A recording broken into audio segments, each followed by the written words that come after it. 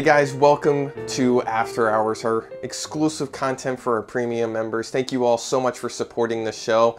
I'm talking to you, John Mooney, and to all the rest of you guys who decided to join him. I'm shouting out John, of course, because he was our first. But so today I want to take you through the mixology standpoint of creating a really cool garnish for creating a garnish for our drink, Plato's Paradise. And when I was thinking about making this drink, I wanted, in my mind, to somehow have kind of a volcanic explosion or something along those lines. Originally, I had thought of like maybe even, you know, creating an ice dome and having something shoot out from the top. And maybe that's something that we do in the future. Keep tuned. What we settled on, and from my research in terms of other garnishes that I saw from other bartenders, is that you can make ice actually collapse in on itself and have a nice little implosion when you utilize that with a flammable liquor like 151. And so I want to show you guys kind of the technique that I found that worked really, really well for that. And I also want to show you guys too how we got the color that we got on Plato's Paradise, specifically using our little key secret ingredients just for you guys, was dried butterfly pea flower tea. Now this is called Kwan's tea. You can find this at most stores, you know, 100% organic. No food coloring, 100% vegan, you know, great advertising on here. So most of these flowers are fairly small. Now we're gonna end up having to steep like a few of these in order to get the color that we want. So let me just get my glass out here. So we filled this obviously with gin. You can also test it out with water if you wanna, you know, kind of test the waters. I'm sorry. Please keep subscribed. But you know, if, you know, something like about this size, when I was working with it for the particular episode, I put in about 3 ounces to work with in terms of being able to get the amount that would be worth mixing with. And also it leaves you a little bit of room too for mistakes, which I make plenty of. So we're just going to show you, so this is about the size, if you can see, of the pea flower. So fairly small. On the instructions on the bag, if you're ever going to create like a tea or what have you, they want you to take around 8 pods, but that's usually for around 250 mils. So I think we're going with a little bit less here in terms of size. So we'll just put in a few and we'll let this steep. So got 5 in there now, and these steep nice and slowly. Like, you don't want to rush it. Good things come to those who wait. Patience is a virtue. You're welcome. You're also getting life lessons on here, along with mixology lessons.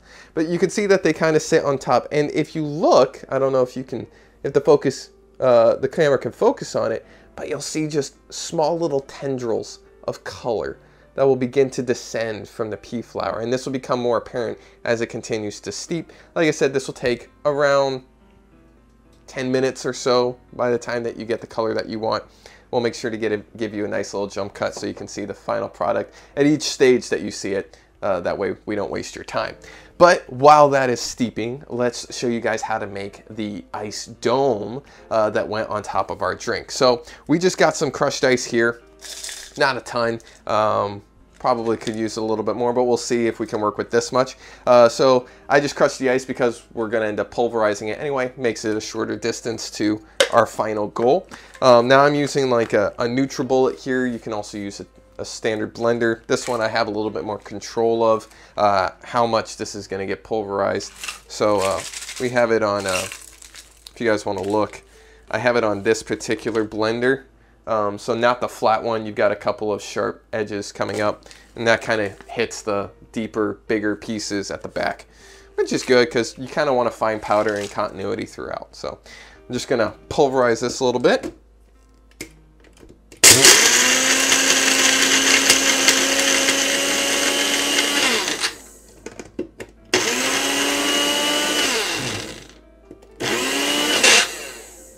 That sounds pulverized.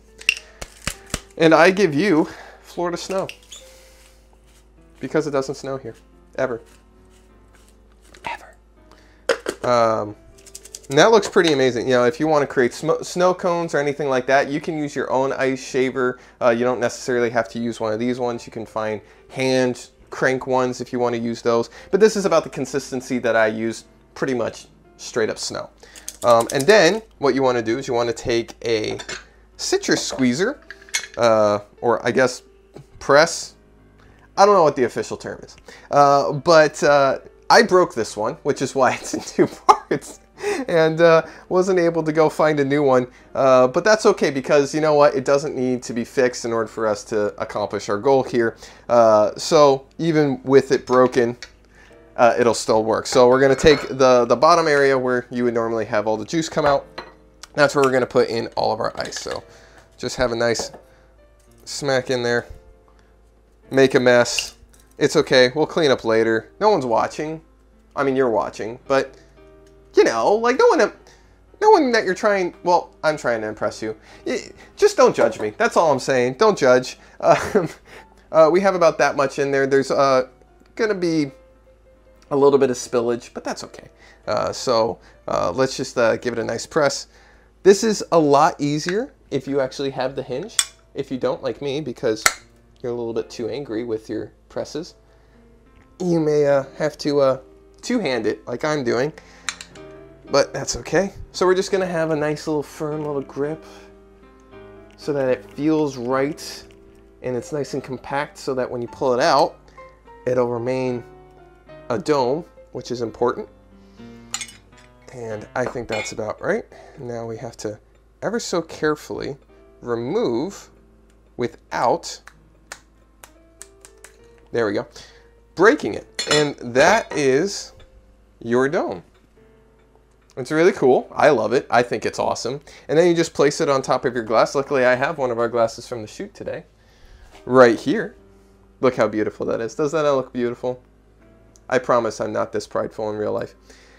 But then you just place it on top like that, and you have your little island, and it looks so cool. And the closer it is to the flame, you get that nice little droop down effect when you're putting in the 151.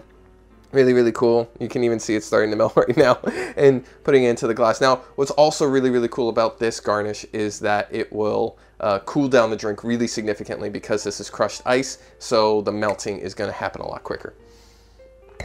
Finally, we're going to head back to our little pea plant flowers, and you can see that it's starting to get a little bit more color. Like I said, this will continue over time to have a more stark difference. We're going to cut to when that becomes a little bit more apparent. 1 second.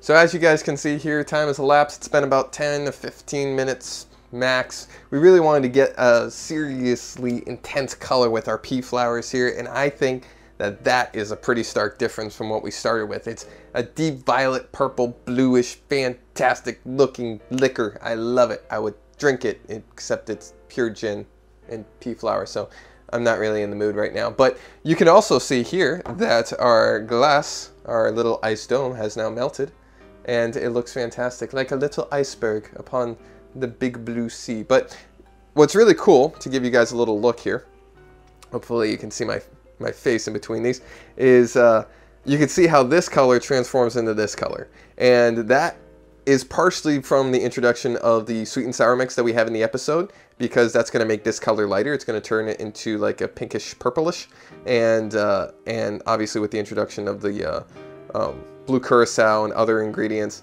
really has an awesome, you know, icy blue color. It really works out well. And you know, consider using color.